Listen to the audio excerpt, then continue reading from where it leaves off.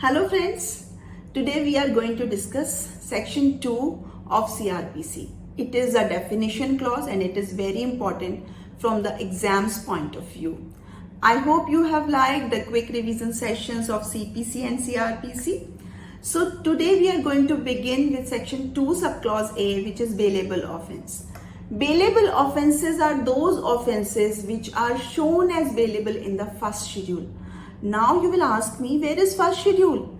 Section 484 is the last section of CRPC, and after that you will find a table, and the table is about schedules. So in first schedule you will find the categorization of the bailable offenses, and section 436 of CRPC talks about bail to be given in bailable offenses. You have to start reading by connecting sections.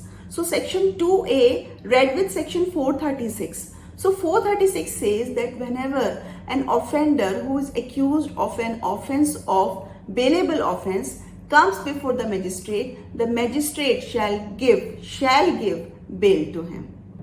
When a person commits an offense, उसके against FIR launch होती है. FIR के बाद उस case में investigation police officer करता है और बाद में चार्जशीट कोर्ट में फाइल हो जाती है. कोर्ट में चार्जशीट फाइल होने के बाद एक्यूज को समन किया जाता है और उसके अगेंस्ट चार्ज फ्रेम होता है.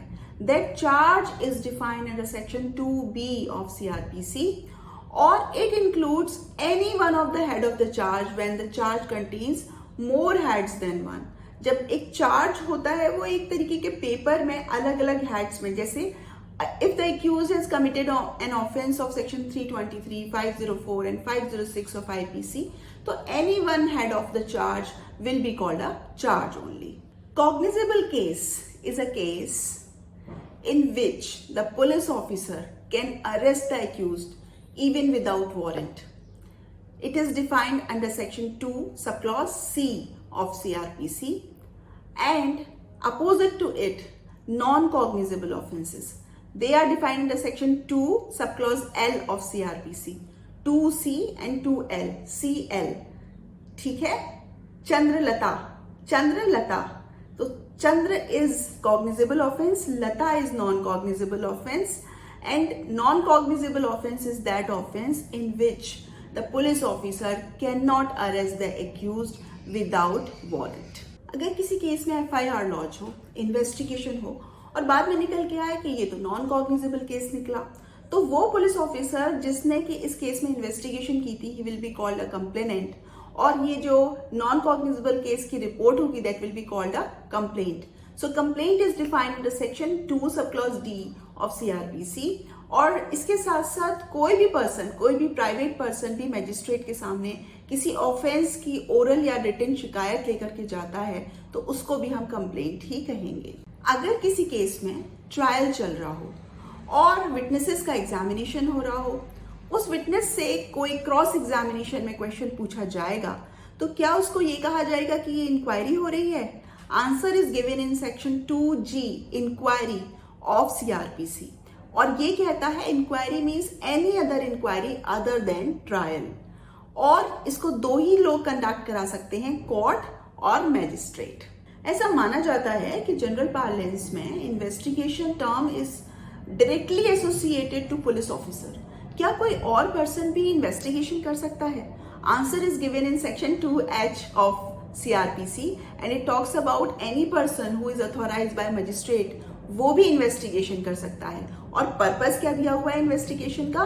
Collection of evidence. ये आपको याद रखना है. सेक्शन 2N में डिफाइंड है offence.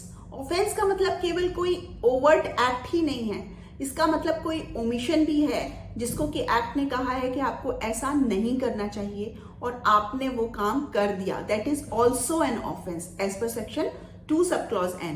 Section 2 subclause O defines officer in charge of a police station.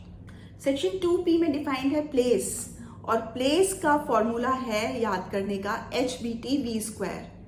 House, building, tent, vehicle and vessel, इन सब को प्लेस की संज्ञा दी गई है. यानी अगर आप किसी कार में हैं और वहां ऑफेंस होता है तो उस कार को व्हीकल होने की वजह से प्लेस माना जाएगा. Section 2R talks about police report. Police report जैसे हमने अपने प्रीवियस वीडियो में भी बताया था, under section 173 sub clause 2 of CrPC, जब कोई पुलिस ऑफिसर अपनी इन्वेस्टिगेशन कंप्लीट करने के बाद मैजिस्ट्रेट को रिपोर्ट भेजता है, उसको कहते हैं पुलिस रिपोर्ट। अब हम बात करते हैं समन्स केस की। समन्स केस की डेफिनेशन ऐसा सच नहीं दी गई है, लेकिन जब आप वारंट केस के साथ इसको पढ़ेंगे तब आपको इसकी डेफिनेशन समझ में आ जाती है। समन्स केसेस वो केसेस होते हैं which are not warrant cases obviously, लेकिन ऐसे केसेस जिनका की पनिशमेंट 2 साल तक है, 2 साल से नीचे या 2 साल तक है, उनको समन्स केसेस कहेंगे। और वारंट केसेस वो केसेस हैं जहां पर पनिशमेंट है डेथ, इम्प्रिजनमेंट फॉर लाइफ और पनिशमेंट मोर देन 2 years। सो सीधा सीधा समझ में आ जाता है कि समन्स केसेस वो हैं जहां पर 2 साल या 2 साल से कम का पनिशमेंट है, और 2 साल से ऊपर के सारे पनिशमेंट वाले केसेस वारंट केसेस में आ जाएंगे। The victim is a person who has suffered loss और इंजरी बाय द एक्ट और omission of the accused person. अगर हम आपसे ये पूछें कि क्या विक्टिम के लीगल गार्जियन जैसे माता पिता या उसके लीगल एयर जैसे उसके सन और daughter, they will be coming in the definition of victim, then the answer is given under section 2 subclause WA, and it came by the amendment of 2009, और ये कहता है कि वो लीगल गार्जियन और लीगल एयर भी विक्टिम की definition में आएंगे। कई बार आप लोग मुझसे पूछते हो कि क्या डेफिनेशन को एज इट इज याद करना जरूरी होता है, तो मेरा आंसर है कि जहां छोटी छोटी डेफिनेशंस हैं उनको तो आप बाय हार्ट याद कर ही सकते हो। फायदा ये होता है कि कोई भी इंग्रेडिएंट छूटता नहीं है, और इन वीडियोस के थ्रू तो आप मजे मजे में भी याद कर सकते हो। जहां तक बड़ी डेफिनेशन का सवाल है तो उसको आप सब पार्ट्स में डिवाइड करो, इंग्रेडिएंट्स में डिवाइड करो, और वो इंग्रेडिएंट्स आप एग्जाम में लिख के आ जाओ, आपको फुल मार्क्स मिलेंगे, मगर कोई इंग्रेडिएंट छूटना नहीं चाहिए। So this is all for now. और आपको ये वीडियो कैसा लगा कमेंट सेक्शन में बताइएगा, शेयर और सब्सक्राइब भी जरूर करिएगा।